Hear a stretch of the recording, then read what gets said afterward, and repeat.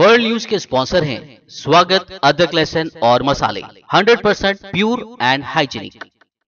अस्सलाम वालेकुम, आदाब। मैं हूं खलील फरहाद। आइए वर्ल्ड न्यूज़ की शुरुआत करते हैं हेडलाइंस के साथ। अमेरिकी रुकन पार्लियामेंट इल्हान उमर का हिंदुस्तान मुखालिफ मौक़िफ़ बरकरार। अब पार्लियामेंट में मजहबी आज़ादी की मुबैना खिलाफ वर्जी पर हिंदुस्तान को खुसूसी तौर पर तशवीश वाला मुल्क करार देने का किया मुतालबा। अमेरिकी सुप्रीम कोर्ट ने सुनाया अहम फैसला, कहा अपने दिफा की गर्ज से अवामी मकामात पर भी अमेरिकियों को हथियार साथ ले जाने का है हक।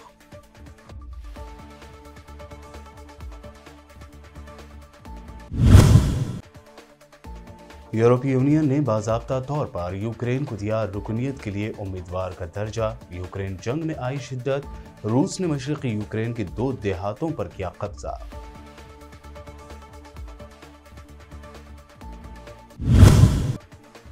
हिंदुस्तान के जमहूरी चेहरे पर बदनुमा दाग, गुजरात फसादात में सुप्रीम कोर्ट से भी नरेंद्र मोदी को मिली क्लीन चिट। ज़किया जाफरी की अर्जी कर दी गई खारिज। अदालत ने कहा ज़किया की अपील में नहीं है कोई मेरिट। क्या हिंदुस्तान की कई रियासतें साल 2024 के बाद टूट जाएंगी? उठ रहे हैं सवाल। कर्नाटक के मिनिस्टर उमेश कट्टी का दावा, पीएम मोदी आम इंतखाबात के बाद हिंदुस्तान में बनाएंगे 50 रियासतें। और महाराष्ट्र में जारी सियासी बहरान के दरमियान संजय राउत ने भी बीजेपी पर लगाया बड़ा इल्जाम। कहा सेंट्रल मिनिस्टर्स शरद पवार को दे रहे हैं धमकियां कि अगर हुकूमत बचाने की कोशिश की तो घर नहीं जाने देंगे। ये थी हेडलाइंस। बढ़ते हैं खबरों की तफसील की जानिब। अमेरिकी रुकन पार्लियामेंट और बरसर इख्तिदार डेमोक्रेटिक पार्टी की रुकन इल्हान उमर ने हिंदुस्तान मुखालिफ तेवर जारी रखते हुए एक तजवीज़ पेश की। इस तजवीज़ में वज़ीर ख़ारजा से मजहबी आज़ादी की मुबैना खिलाफ वर्जी के लिए हिंदुस्तान को खुसूसी तौर पर तशवीश वाला मुल्क करार देने की मांग की गई है। हालांकि इस तजवीज़ के पास होने की उम्मीद कम ही मानी जा रही है।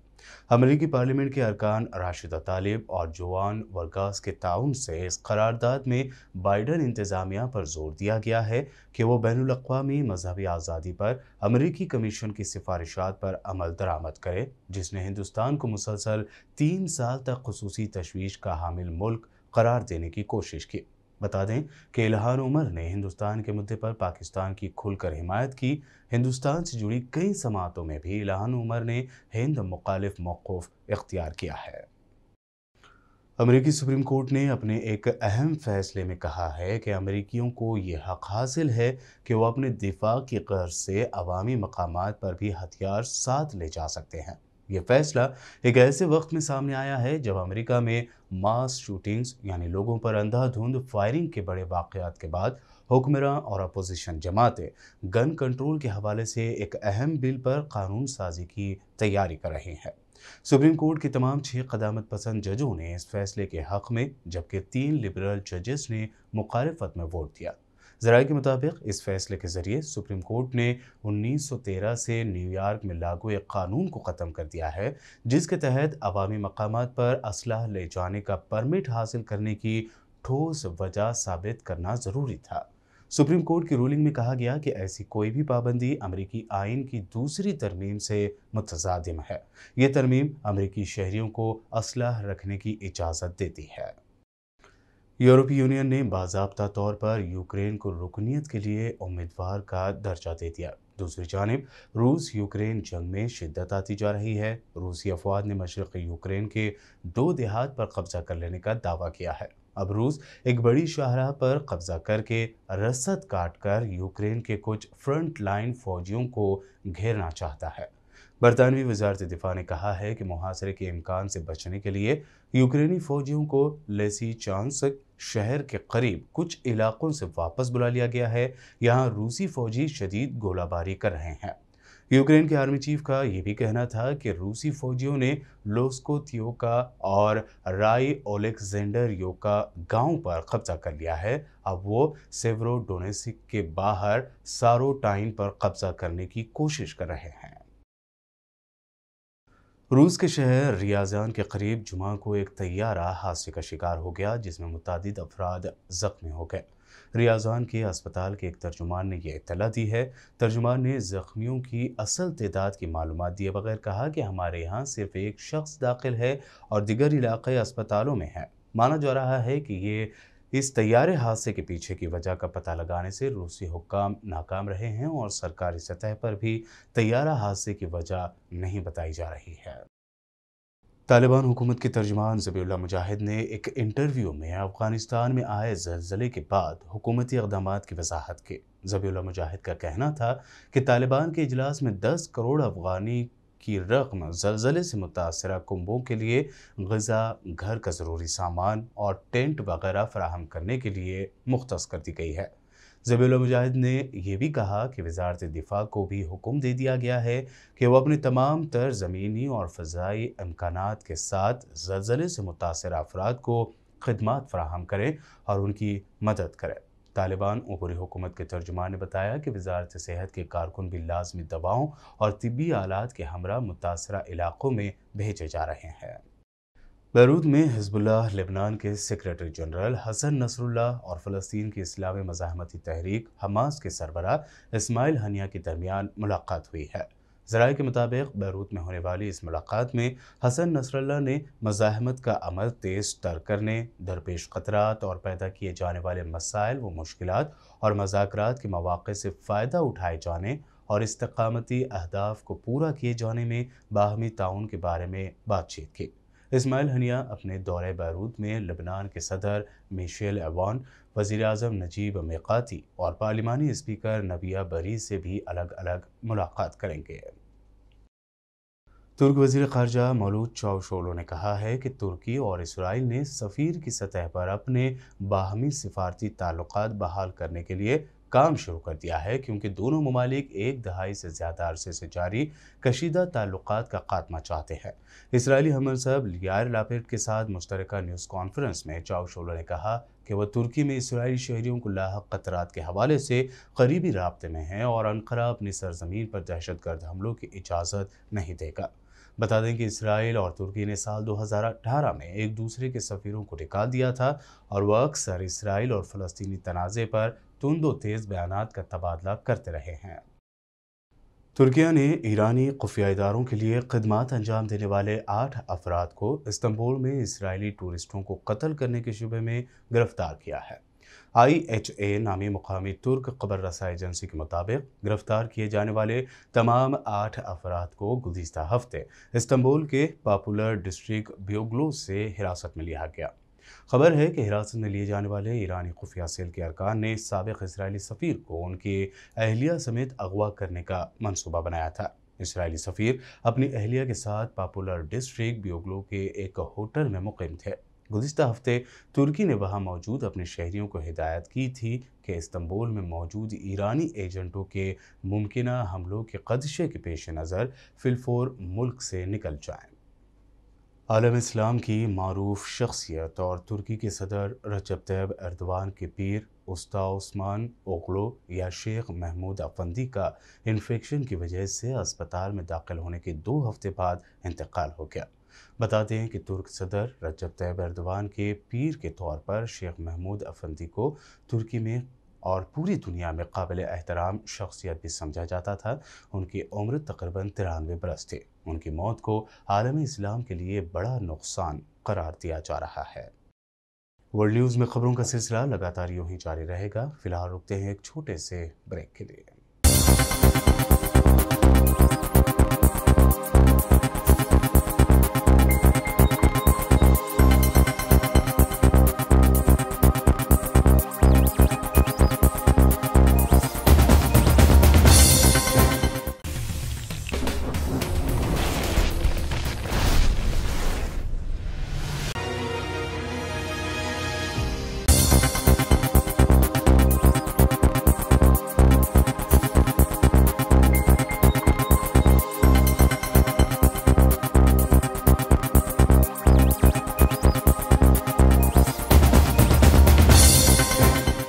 ब्रेक के बाद आपका दोबारा खैर मकदम है। बढ़ते हैं मज़ीद अहम खबरों की जानिब।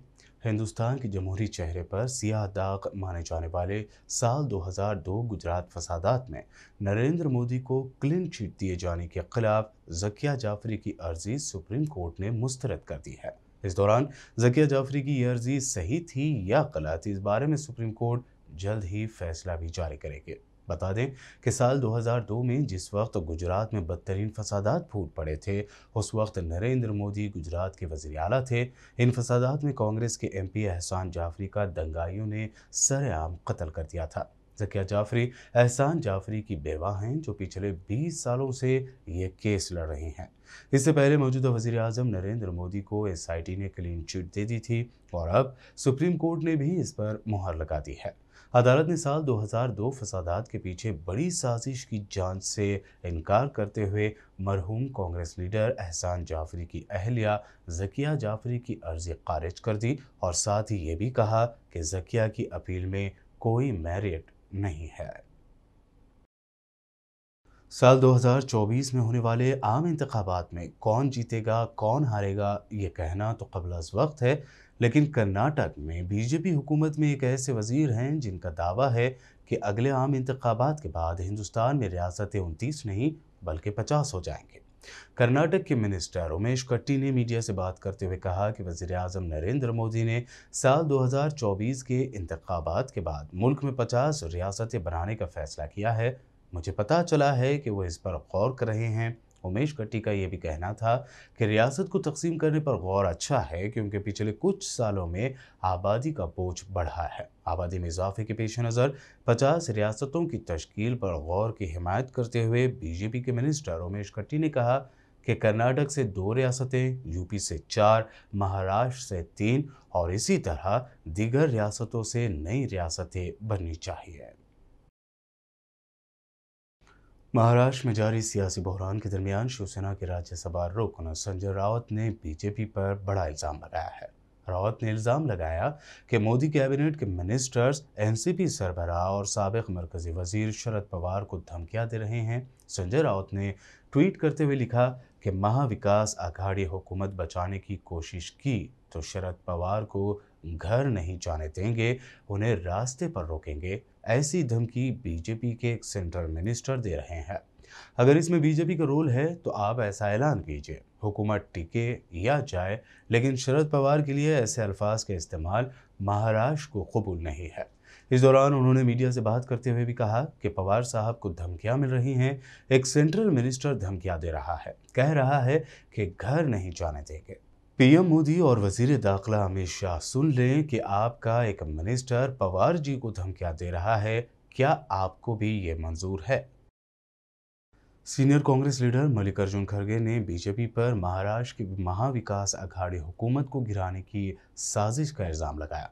उन्होंने इसे बीजेपी का खेल बताते हुए दावा किया कि बीजेपी चाहती है कि नॉन बीजेपी हुकूमतें पूरे मुल्क में ही ना रहें।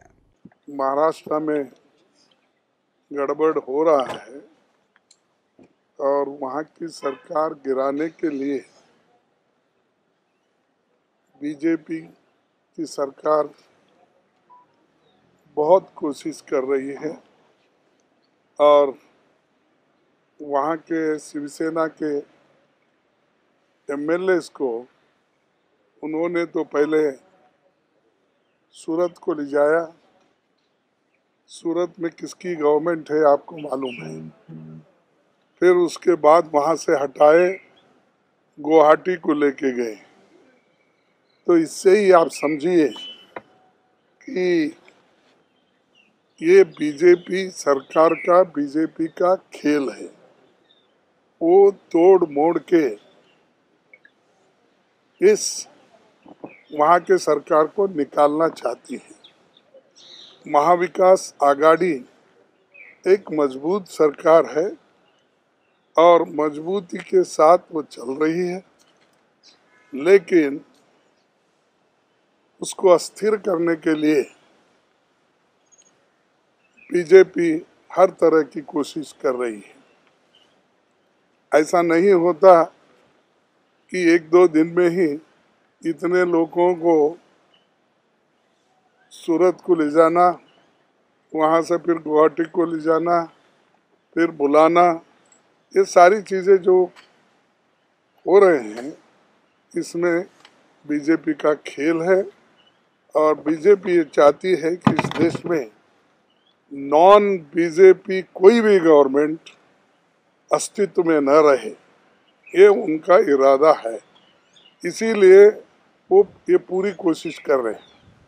और दूसरा प्रश्न भी ये है कि अब प्रेसिडेंट चुनाव भी होने जा रहे हैं और उनको नंबर की भी ज़रूरत है, तो इसीलिए वो चाहते हैं कि प्रेसिडेंट इलेक्शन के अंदर ही वहाँ पर सरकार को गिराया जाए, ये उनका इरादा है। तो हम ये डायरेक्टली ये कह सकता हूँ मैं कि इसको पूरा रिस्पॉन्सिबल सेंट्रल गवर्नमेंट खुद और बीजेपी इसमें हस्तक्षेप करके वहाँ के स्टेबल गवर्नमेंट को डिस्टेबलाइज करके वहाँ पर अपना सत्ता लानी चाहती है। गुज़िश्ता 4 दिनों से महाराष्ट्र के सियासी हालात बहुत तेज़ी से बदल गए हैं। पहले उद्धव ठाकरे की पार्टी पर गिरफ्त टूटी, फिर उद्धव ठाकरे को अपने ही एमएलए की बगावत की वजह से अपनी हुकूमत पर खतरा मंडलाता नजर आने लगा और अब एमएलए की ताकत देखकर उद्धव ठाकरे को पार्टी के हाथ से निकल जाने का खौफ है। उद्धव भी मुसलसल कोशिश कर रहे हैं। ऐसे में एनसीपी की मीटिंग हुई है, जिसके बाद अजित पवार ने कहा कि महाराष्ट्र में अब जो सूरत हाल है उसके मुताबिक हम महाविकास आघाड़ी की हिमायत जारी रखेंगे, हम उद्धव ठाकरे की हिमायत करेंगे। कुछ लोग एनसीपी के बारे में बात कर रहे हैं कि एनसीपी भी टूटेगी, लेकिन ऐसा कुछ भी नहीं है। अजित पवार ने कहा कि एमएलए फंड को लेकर कई लोगों ने सवाल उठाए हैं, ये इल्ज़ामात गलत हैं, हमारे एमएलए हमारे साथ हैं। बिहार में मजलिस इत्तेहादुल मुस्लिमीन के सदर और एमएलए अख्तर उल ईमान ने बिहार की हुकूमत पर इल्ज़ाम लगाया है कि रियासत में उर्दू का गला दबाया जा रहा है, उर्दू को पढ़ने लिखने का मामला बंद कराया जा रहा है, स्कूलों में उर्दू ज़बान के टीचर्स को भर्ती नहीं किया जा रहा है, जिससे आधी आबादी सदमे में और नीतीश हुकूमत से नाराज़ है। को लेकर उर्दू को दूसरी सरकारी हैसियत दूसरे स्टेट में दी गई है, लेकिन बिहार में उर्दू का गला घोटा जा रहा है। और मैं समझता हूं कि सेकुलर स्टेट में और एक डेमोक्रेटिक सेटअप में किसी आबादी के साथ, उसकी जबान के साथ खिलवाड़ करना ये कहीं से मुनासिब नहीं है। एक बहुत बड़े स्कॉलर हैं यूरोपियन ऑस्कर आर्नल्ड, उसने कहा कि किसी कौम को बर्बाद अगर तुम करना चाहो तो उस कौम के गर्दन पे तलवार मत चलाओ, उसकी मादरी जबान छीन लो, वो खुद ही बर्बाद हो जाएगी। मैं समझता हूं कि उर्दू आबादी का गला घोटा जा रहा है उर्दू से काट कर, और उर्दू गंगा जमनी तहजीब की अलमबरदार जबान है। इनकलाब जिंदाबाद के नारे से दिए और उर्दू को उसका जायज हक आज बिहार में नहीं दिया जा रहा है, बल्कि उर्दू को उसके हक से महरूम किया जा रहा है। इसी मामले को लेकर अभी जो मौसमी बारानी का जो इजलास अभी होने जा रहा है, मानसून इजलास, उस इजलास में भी असेंबली के एमआईएम इस बात को बड़ी तवानाई के साथ उठाएगी। उससे पहले प्रेस कॉन्फ्रेंस के जरिए हम वजीर आला से मुतालबा करती है मजलिस इत्तेहादुल मुस्लिमीन कि उर्दू को दूसरी सरकारी जबान की हैसियत है, तो तमाम तर लवाजमात जो उर्दू के ताल्लुक से हुकूमत पर वाजिब है उसको अमली जमा पहनाए। उर्दू के टीचरों की बहाली हो जाए और उर्दू मसावरती कमेटी और उर्दू एकेडमी में जो बहालियाँ इत्तबा का शिकार है उसमें बहाली कर दी जाए। और मामला ये है कि हाई स्कूल में जो मानक मंडल बनाया गया है उसमें उर्दू टीचर का इजाफा किया जाए। ये शदीद मुतालबा हुकूमत से हमारा है और ये वज़ीर आला को मुखातिब करते हुए हमारी पार्टी मुतालबा करती है कि इसको अमली जमा सदन में मामले को उठाएंगे आप लोग? यकीन की खबरें अभी मिल रही हैं। इस मामले में हमारे मरकजी सदर जो हमारे राष्ट्रीय सदर हैं जनाब बैरिस्टर सुदीन ओवैसी साहब, इस मामले में उनका जो फैसला होगा बिहार की कायम। आखिर में हेडलाइंस पर एक और नजर। अमेरिकी रुकन पार्लियामेंट इल्हान उमर का हिंदुस्तान मुखालिफ मौक़िफ़ बरकरार। अब पार्लियामेंट में मजहबी आज़ादी की मुबैना खिलाफ वर्जी पर हिंदुस्तान को खुसूसी तौर पर तशवीश वाला मुल्क करार देने का किया मुतालबा। अमेरिकी सुप्रीम कोर्ट ने सुनाया अहम फैसला, कहा अपने दिफा की गर्ज से अवामी मकामात पर भी अमेरिकियों को हथियार साथ ले जाने का है हक।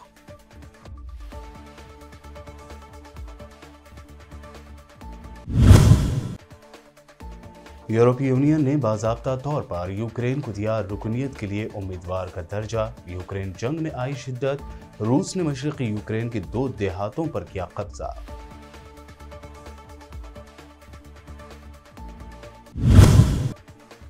हिंदुस्तान के जमहूरी चेहरे पर बदनुमा दाग। गुजरात फसादात में सुप्रीम कोर्ट से भी नरेंद्र मोदी को मिली क्लीन चिट। ज़किया जाफरी की अर्जी कर दी गई खारिज। अदालत ने कहा ज़किया की अपील में नहीं है कोई मेरिट। क्या हिंदुस्तान की कई रियासतें साल 2024 के बाद टूट जाएंगी? उठ रहे हैं सवाल। कर्नाटक के मिनिस्टर उमेश कट्टी का दावा, पीएम मोदी आम इंतखाबात के बाद हिंदुस्तान में बनाएंगे 50 रियासतें। और महाराष्ट्र में जारी सियासी बहरान के दरमियान संजय राउत ने भी बीजेपी पर लगाया बड़ा इल्जाम। कहा सेंट्रल मिनिस्टर्स शरद पवार को दे रहे हैं धमकियां कि अगर हुकूमत बचाने की कोशिश की तो घर नहीं जाने देंगे। वर्ल्ड न्यूज में ये थी अब तक की अहम इंटरनेशनल और नेशनल न्यूज। देखते रहिए बीबीएन चैनल।